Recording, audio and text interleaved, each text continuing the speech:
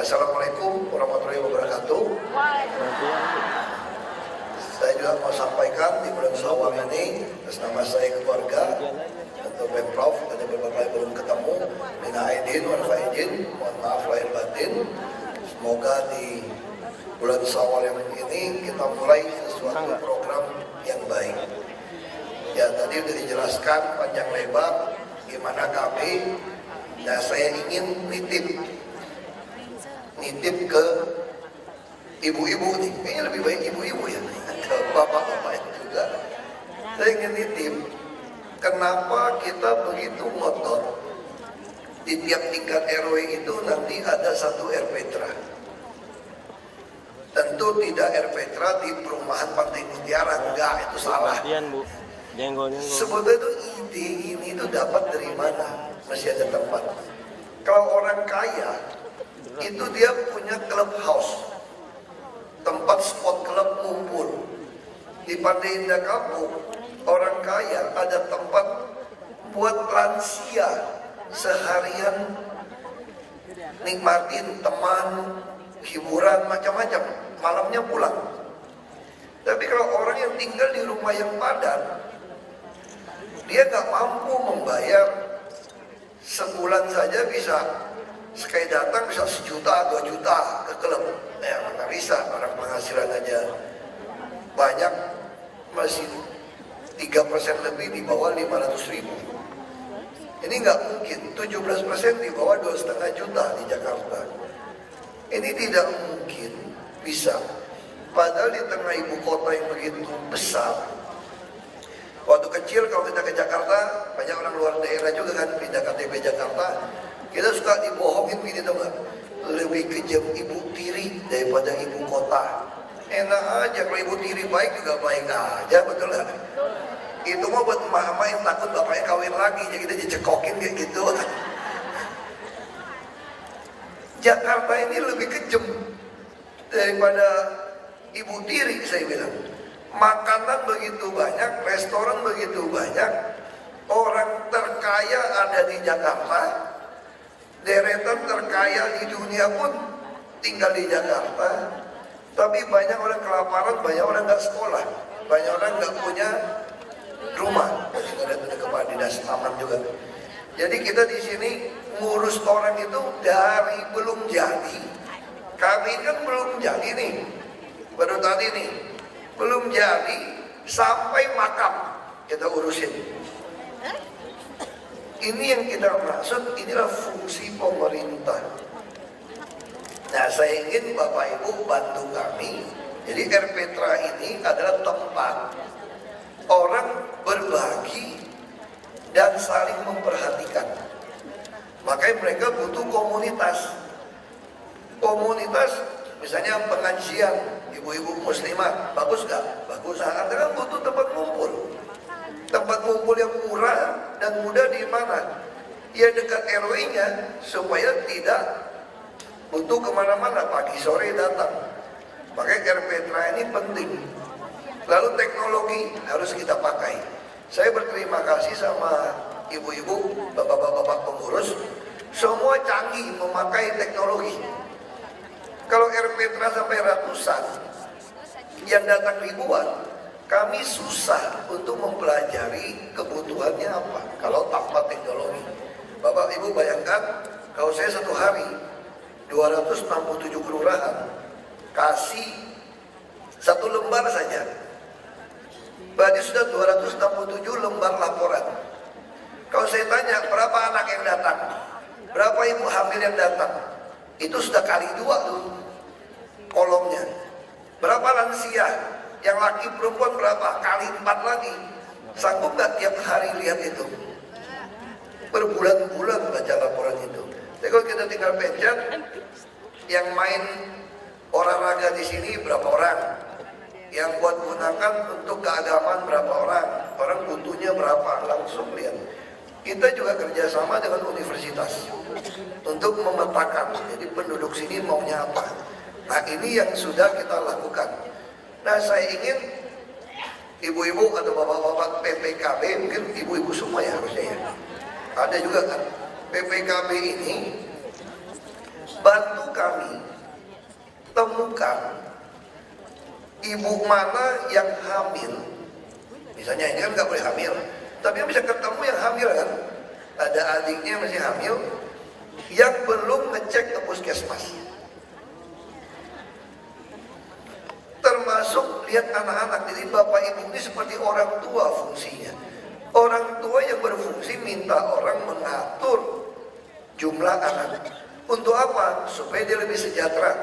Kalau atur anaknya sedikit, udah sedikit, giginya ompong, sakit-sakitan, buat apa? Anak sudah sedikit, mutunya gak sehat lagi. Jadi buat apa? Anak sedikit, tapi kita penduduk sudah berkurang, tapi melahirkan orang-orang yang tidak tangguh sebagai SDM. Kita kurangin kan supaya apa? Supaya pendidikannya lebih baik, kesehatan lebih baik, peluang kerja, peluang cari uang semua lebih baik. Nah makanya jadi kalau tugas bapak ibu hanya bilangin orang, ikut itu ya, metode kontrasepsi jangka panjang, KJP gitu ya, ngomongnya gitu ya. Ya buat apa? Cuma ngomong itu doang. Lumayan, ada insentif juga nih kalau pakai satu alat gitu. Emangnya bapak ibu salesman atau sales girl gitu ya? Bukan. Kita sedang menyiapkan agar generasi setelah kita hidupnya lebih baik. Karena dunia ini nggak bertambah. Maka kita mesti mulai, bapak ibu mesti pastikan waktu dia hamil atau orang tua sudah pasang KB dan lansia, ini harus sehat. Peluang hidup di Jakarta lumayan sekarang, 78 tahun. Nah saya tidak puas, saya ingin orang Jakarta itu bisa hidupnya di atas 85 tahun sampai 90. Kakek nenek saya saja di Belitung 92 tahun masih galak tuh nenek saya. Masih bisa kemana-mana, kakek saya juga masih oke. Nah saya ingin orang diajarin mulai dari janin, ibu hamil, termasuk saya tidak mau kejadian misal ibu hamil, anak dan ibu meninggal. Ini juga besar di Jakarta karena jarang datang ke puskesmas untuk kontrol. Kalau anak udah lahir, apa yang kita lakukan? Vaksin sudah saya paksa. Jadi kalau orang Jakarta nggak mau vaksin anaknya, nggak ada sertifikat, nggak bisa daftar sekolah. Sudah, dulu agak ada ngomel-ngomel, biarin aja, udah biasa diomelin orang. Yang penting anaknya beres gitu loh. Nah saya lagi berpikir nih sekarang nih, kalau nggak periksa gigi, nggak pernah ke dokter gigi, saya lagi bilang sama Kepala Dinas Kesehatan, nggak boleh masuk sekolah juga. Karena kita nih banyak konsep yang salah, tau gak? Anak gigi gak usah periksa, atau gigi susu nanti udah ini juga tumbuh sendiri, salah itu. Nanti rongga giginya semua salah, masalah. Jadi ini lagi apa? Saya ingin nanti namanya manusia Jakarta atau manusia Indonesia ini betul-betul sumber daya manusia yang tangguh. Fisik harus baik. Orang mau tinggi masih ada kalsium yang jelas, ikan yang masih ada protein, semua masih jelas. Kita nggak boleh cuma nyanyi lagu 4 sehat 5 sempurna. Sempurnanya apa gitu loh. Nah jadi ini anak-anak semua bapak ibu bantu kami ngawasi. Saya tahu ini berat, tapi nggak berat kok. Semangat kita akan terus ada kalau kita punya hasrat, memang suka, nggak akan ada capeknya. Saya masih ingat istri saya cerita sama si sepupunya bilang, itu laki lu kok nggak ada capek-capeknya sih? Semangat terus, ya karena ada hasrat. Saya senang menikmati jadi orang, bantu orang banyak tanpa pakai duit saya. Enak kan jadi pejabat kan? Kalau dulu lihat orang miskin pakai duit sendiri loh. Kalau sekarang kan pakai duit pemerintah. Saya datang ke sini kagak beli mobil lagi, dibeliin pemerintah lagi. Gak pernah saya dengar sopir saya bilang begini, Pak, minta uang Pak, untuk apa? Mau isi bensin Pak, gak pernah dengar saya. Kalau saya udah jadi swasta, Pak, bannya botak Pak, mau ganti Pak. Bapak duit Pak, ini bannya besar, agak mahal Pak. Berapa? 2 juta. Yang bener dong. Sekarang saya nggak pernah dengar. Akhir tahun Pak, nyambung STNK Pak. Asuransi mobilnya lewat Pak. Dengarnya stres. Kalau sekarang nggak pernah dengar saya. Bantu orang banyak. Lalu udah anak, apa yang saya harapkan? Sekarang kami lagi buat program. Bapak Ibu juga mesti sampaikan. Ini mesti diingat, dicatat. Saya ingin begitu anak lahir di Jakarta, langsung dikasih akte lahir. Kecuali mak bapaknya bingung kasih nama apa. Kalau bingung kasih nama apa, ya lihat ada bantal, ada guling-guling namanya gitu. Ya habis, masa anaknya mau lahir masih nggak menyiapkan gitu ya. Nanti lihat ada ayam, langsung bilang ayam lagi nama anaknya. Nah kita lagi buat, ini udah ada prototipe contoh di RSUD Koja. Yang lain kita lagi nyambung. Jadi begitu anak lahir, langsung akta lahirnya dicetak di rumah sakit. Kenapa? Kan kita lagi menyiapkan, saya mau balik lagi nih, kenapa kita buat KB? Kita lagi menyiapkan sumber daya manusia yang tangguh. Kalau seorang anak lahir tanpa sertifikat akta lahir ini, kita langsung merampas hak anak. Jadi ketika anak itu lahir, dia punya akte, nggak bisa tuh dijual belikan dari siapapun. Siapapun mereka, undang-undang kependudukan kita, asal lahir di Indonesia, maka dia adalah warga negara Indonesia. Dan kita mau kasih akte, berarti haknya sudah aman. Lalu apa yang kami dorong sekarang? Nggak mampu beli BPJS Mandiri, tinggal lapor saja. Kalau emak bapaknya memegang BPJS yang kami bayarkan, PBI istilahnya ya, ini peserta bantuan iuran, kami yang bantu. Di Indonesia jadi pejabat itu mesti banyak hafalan, singkatannya banyak. Kayak tadi kan metode kontrasepsi jangka panjang, apalah gitu, banyak singkatannya, BPM, PKB. Pokoknya pusing, tiap hari mesti tahu singkatan-singkatannya. Nah kami ingin anak-anak ini langsung otomatis dapat BPJS. Jadi begitu bayinya lahir, pegang PBI langsung dapat.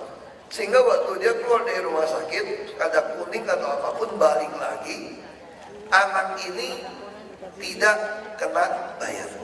Karena iurannya kami yang bantu kalau tidak mampu. Nah ini Bapak Ibu perlu sampaikan. Kenapa? Saya tidak ingin kantongnya orang Jakarta jadi kempes. Gara-gara sakit kita ada gotong royong tidak tahu. Lalu begitu dia masuk sekolah, saya ingin pastikan semua anak tidak mampu tidak boleh putus sekolah dengan alasan tidak ada uang. Itu segera daftarkan untuk dapat KJP. Sekalipun KJP tidak bisa tarik tunai, tapi ini boleh dipakai beli makanan. Kalau ditarik tunai, bisa bapaknya kawin lagi atau emaknya beli handphone atau kawin lagi pun bisa. Karena kalau anak 3 gimana? Nggak bisa ini, jadi nggak boleh tarik tunai. Jadi ada KJP. Lalu untuk apa? Kami pun udah mulai ngitung. Mungkin Bapak Ibu udah merasakan kemarin, ternyata orang Australia sama Amerika makan daging sapi itu 14 kilo per tahun rata-rata. Orang kita Indonesia berapa kilo? 2 kiloan. Enggak, 2 kilo pun termasuk saya 30 kilo. Jadi ibu nggak masuk, dibagi 15 orang masih dapat 2 kilo. Saya makan dagingnya 30 kilo mungkin setahun. Lebih dari 30 kilo kali. Orang Jakarta berapa? Lumayan 5 kilo. Kenapa lumayan? Hotel, restoran gede, makan sapi Jepang terlalu banyak. Jadi yang kagak makan pun dihitung seolah-olah makan. Padahal itu jatahnya dia tuh. 1 kilo pun buat lebaran, sekilo bikin rendang harusnya 20 potong. Saking cuma dapat sekilo, potongnya 60 potong, bikin sop namanya itu. Bukan rendang namanya itu. Ini fakta. Jadi bagaimana anak-anak kita bisa punya badan baik, sehat, tangguh, sejajar dengan bangsa dunia lainnya. Nggak bisa. Makanya kami mulai uji coba, pemegang KJP, di Bapak Ibu yang udah agak tua biarin aja lah. Nanti tua-tua juga gemuk-gemuk juga dimakan cacing juga, ujungnya enggak. Kita bicara yang awal ini, ya dong, karena nggak cukup ya ikhlaskan saja lah ya kan.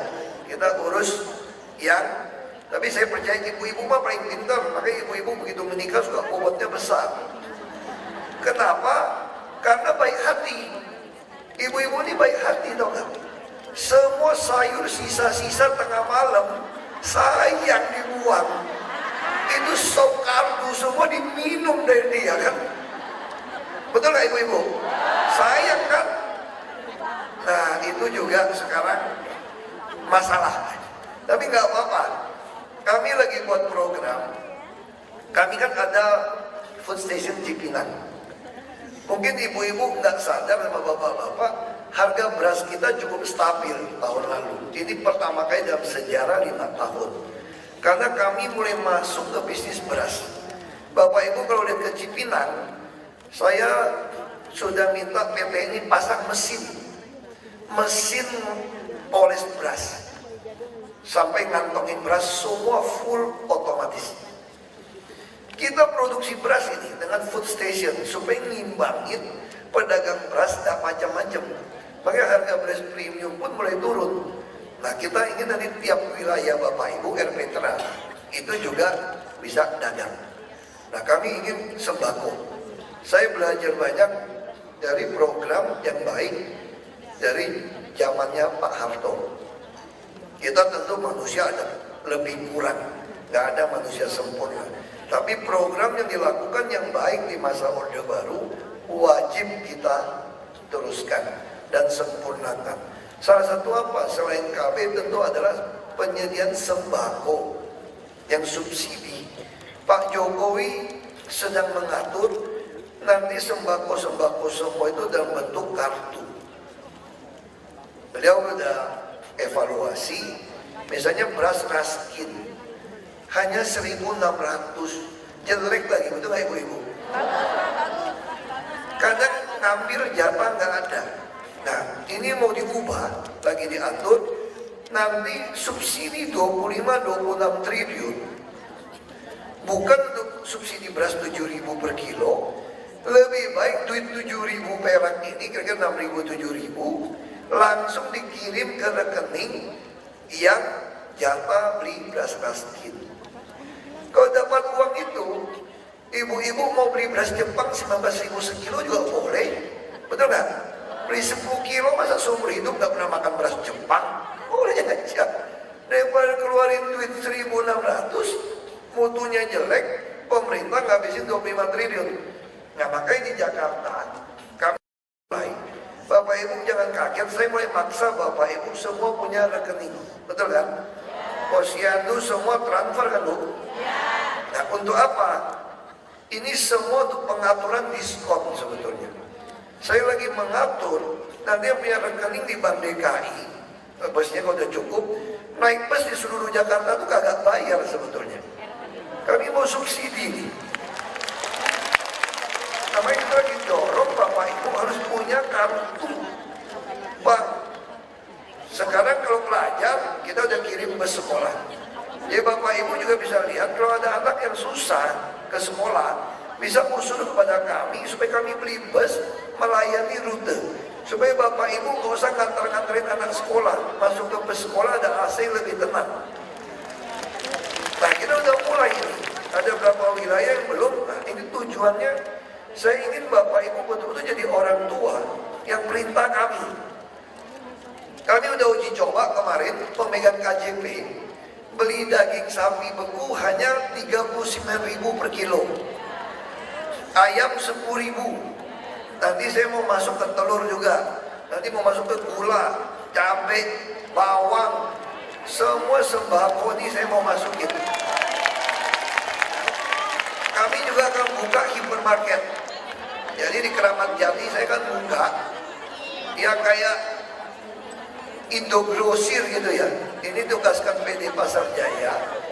Karena kalau belajar dagang, saya bilang bukan belajar menjual.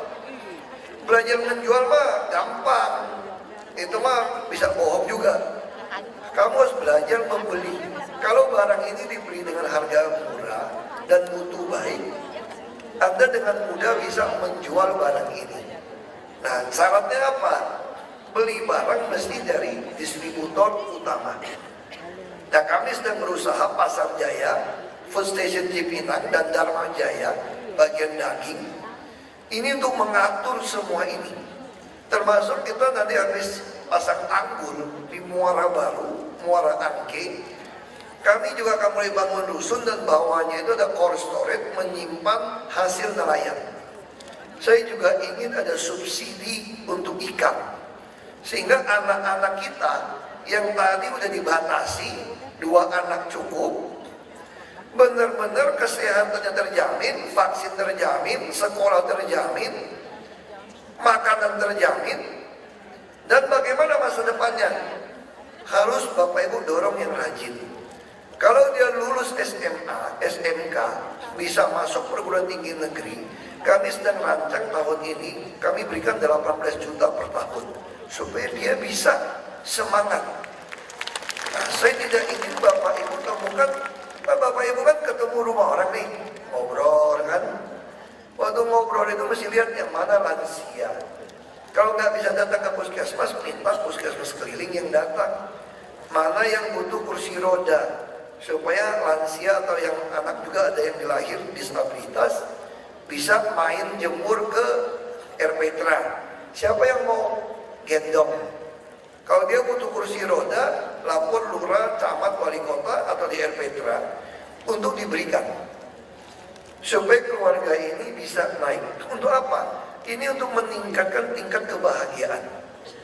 Saya percaya seorang orang tua akan stres juga ketika ada orang tua yang begitu sakit, rewel, dia susah ngurus anaknya. Betul nggak Bapak Ibu? Kalau lagi ngurus mertua sakit, mau gendong, mau apa, wah itu masalah. Nah, jadi ini harus, kalau dia ke taman, orang lansia kumpul di RPTRA atau di taman, ini akan meningkatkan tingkat kebahagiaannya, sehingga keluarga ini akan makin baik. Lalu bagaimana kalau keluarga ini pengen usaha? Kan Bapak Ibu lebih tahu kan siapa yang pintar usaha, pengen usaha tapi nggak ada modal. Sementara kami akan menyiapkan banyak tempat lapak jualan. Kita nanti akan launching di daerah Pulau Gadung dari UMKM. Itu pinjaman modal murah, 5 juta sampai 10 juta. Sekarang kita mau kasih, cuma bisa bantu 30.000 orang. Kenapa? Kami tidak kenal siapa yang perlu dibantu. Ketika kami kasih kredit 500-600 miliar lewat UMKM, hilang kagak balikin. Semua orang dikasih sembarangan.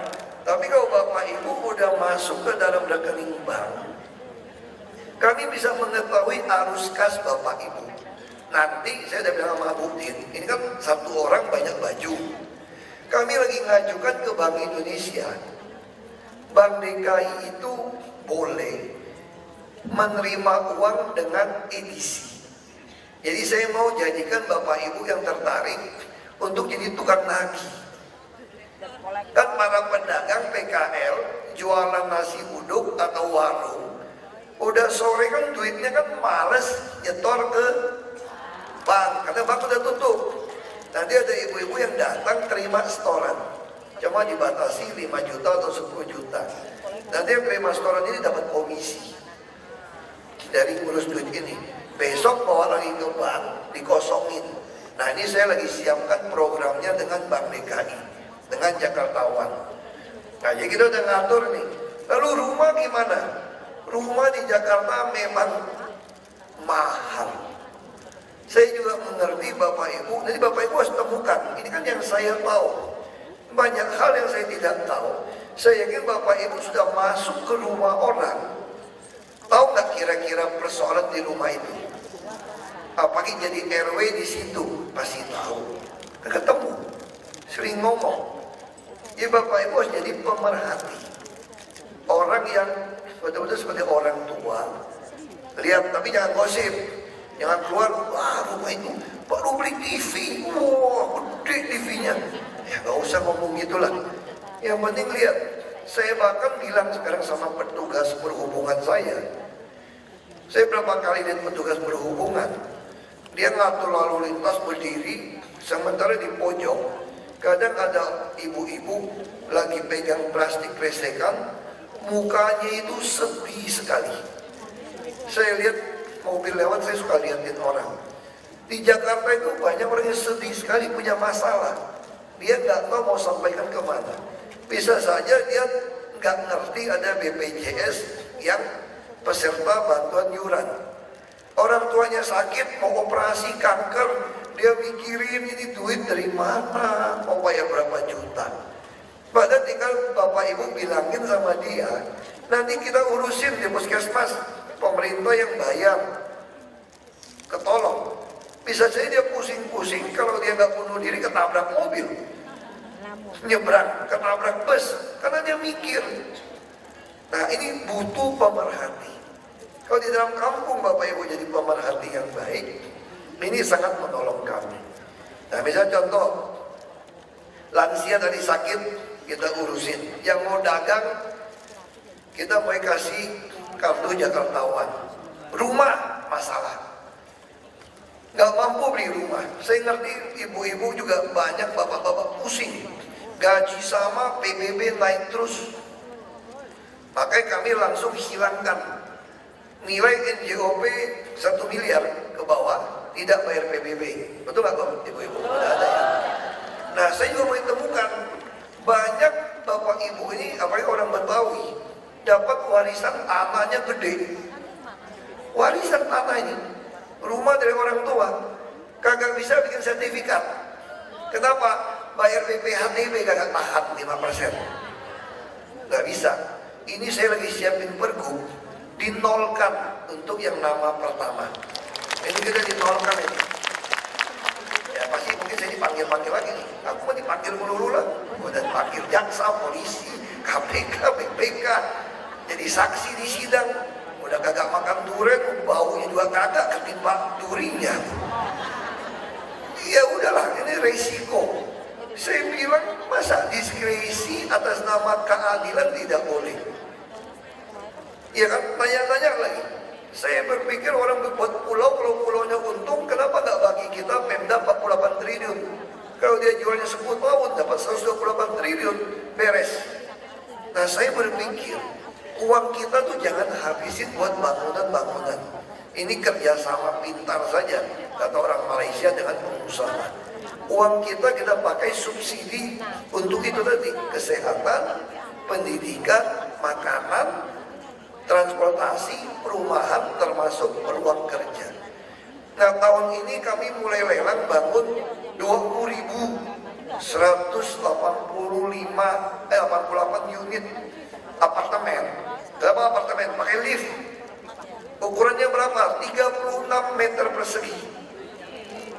Ini tidak dijual karena saya yakin orang miskin selalu ada sama kita di Jakarta. Maka ini subsidi, nggak boleh dijual. Nanti dia kalau udah mampu, anaknya sekolah, bisa kuliah, sehat, dia akan mampu beli rumah di pinggiran atau beli rumah di Jakarta setelah dia mampu. Jadi kita pikirkan semua dari A sampai Z. Kuburan, ini kepala dinas lagi gali terus nih. Kuburan bohong di Jakarta. Yang ada duit dapat di depan, betul nggak? Gali lagi. Yang nggak ada duit tempat banjir lu situ. Ujung yang gratis. Nah ini lagi kita suruh beresin ini. Orang mati aja mau dikadalin, kurang ajar saya bilang. Ini lagi diurus. Nah kami ingin Bapak Ibu supaya hatinya tenang. Bus sekarang kami lagi mau kuasai seluruh bus. Jadi Bapak Ibu jangan bayangkan sekarang Metro Mini, Kopami, Kopaja enggak. Nanti semua bus di Jakarta adalah Transjakarta. Dan cukup bayar 3,5. 3.500 saja sudah naik bus. Kalau yang punya rekening nggak usah bayar, saya bilang. Sekarang kan lansia, disabilitas, saya sudah bilang nggak usah bayar. Pegawai PPSU semua sudah nggak bayar. Nah kalau yang ini punya rekening bank DKI Bu, semua. Nanti daftarkan ke Transjakarta, bilang nggak usah bayar juga, supaya kemana-mananya. Jadi tolong transport. Mau beli mobil, mau beli motor, beli saja, tapi jangan dipakai. Kalau mau pakai, kami mau kenain duit. Nah, saya lagi minggu ini mungkin tanda tangan, kita mau lelang ERP. Bapak Ibu duit dari mana gratis-gratis naik bus? Ini mesti administrasi keadilan. Jadi mobil-mobil yang mau lewat jalan protokol, mau aku kenain 30.000 sekali lewat. Kalau masih ramai, aku mau naikin 50. Kalau masih banyak juga 100.000. Iya kan? Bilang tuh 1 juta, kamu lewat. Tapi duitnya saya pakai untuk beli bus yang baik. Jadi yang punya mobil kita, tanda kutip kita palakin pakai ERP itu. Palakin terus duitnya kita pakai, kasih ke bus. Tugas pemerintah kan itu, mengadministrasi keadilan. Nah saya juga harap, ibu-ibu kan nanti kan ketemu orang. Saya juga berharap tahun depan uangnya beli tanah saya mau titip ke Pak Wali Kota. Ya nanti kalau ibu-ibu bapak-bapak ketemu misalnya ada rumah ibadah, masjid, surau atau musola yang sempit, siapa tahu kiri kanannya yang punya mau mewakafkan, menjual tanahnya, rumahnya, kita beli, kita bongkar, kita jadikan RPTRA. Jadi RPTRA langsung nyambung ada rumah ibadah. Sini kan mayoritas muslim. Kita bisa mulai pelan-pelan ngajarin orang, belum sholat isya nggak boleh main terusin gitu ya. Atau belum sholat lohor atau gitu kita bisa ngomong lah. Asar nggak boleh, kita bisa ngomong. Sholat dulu, baru terusin main. Nah kita lama-lama kenapa saya butuh anak-anak yang kecil takut akan Tuhan. Anak udah sehat, tangguh, pintar, kaya, tapi dia nggak takut akan Tuhan. Itu bukan rahmatan lil alamin, itu kutukan lil alamin nanti, betul. Mengerikan. Kalau dia tidak takut akan Tuhan, nggak kenal Tuhan, lebih baik dari kecil kita bikin cacat saja, jangan terlalu pintar. Kalau dia terlalu pintar, terlalu kuat, kita dikebukin loh. Jadi kita juga mau melahirkan orang yang tangguh, istilahnya Gus Dur banyak bantu saya dulu, sering kampanye kemana-mana. Gus Dur bilang gini, kalau ibadah kita yang ngaku beragama ini, semakin beribadah semakin tidak menjadi rahmatan lil alamin, ada yang salah di ibadah kita. Kalau kita makin benci orang lain yang belum kenal Tuhan, kita juga bermasalah.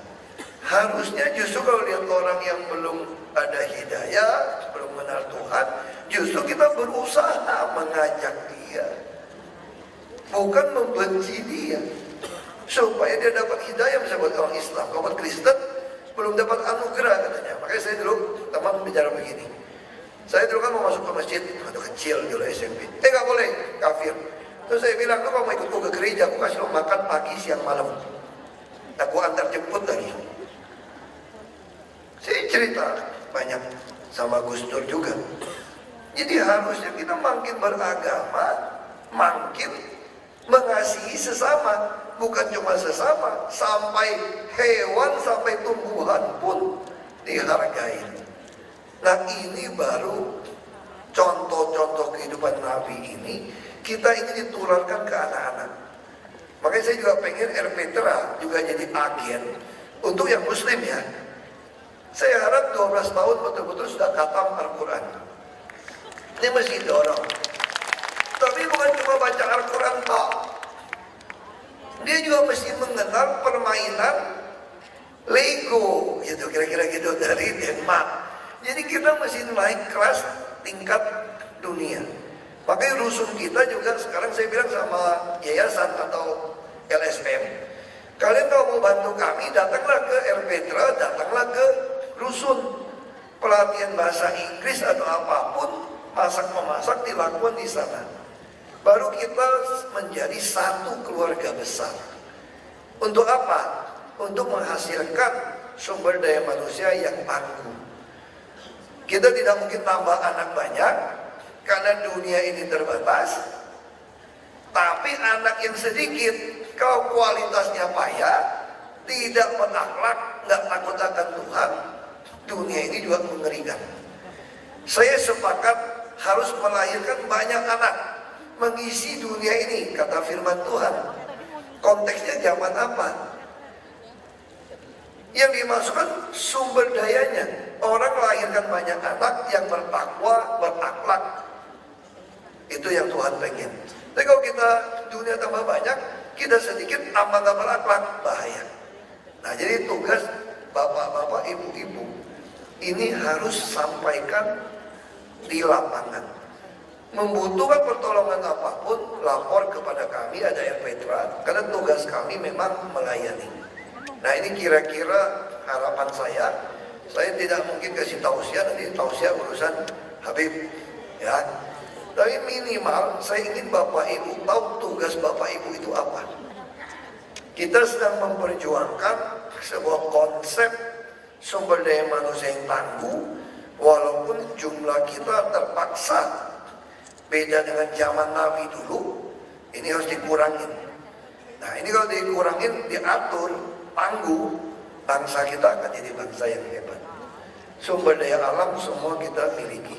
Nah, tinggal semua jadi tidak hebat kalau Bapak Ibu di lapangan asal isi data, asal menjual, tanda kutip,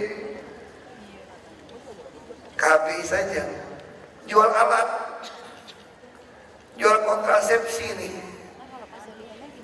cuma jual kontrasepsi doang, ini semua nggak jalan.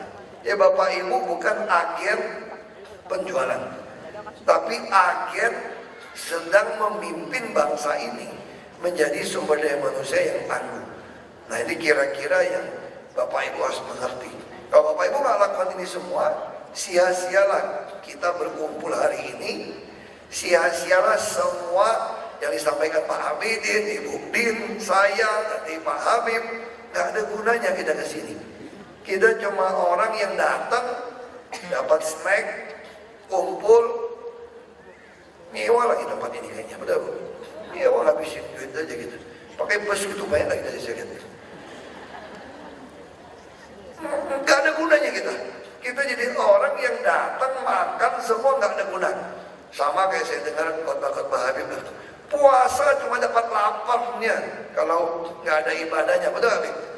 Jadi kita juga sama. Kalau cuma membuat orang ikut KB jangka panjang, tapi tidak memperhatikan anak cucu dan hidupnya dia lebih baik, percuma kita lakukan program ini semua. Nah, itu harapan saya Bapak Ibu.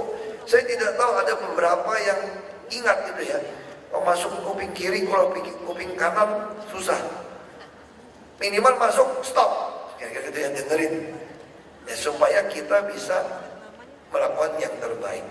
Nah, saya tidak tahu Bapak Ibu setuju atau tidak setuju.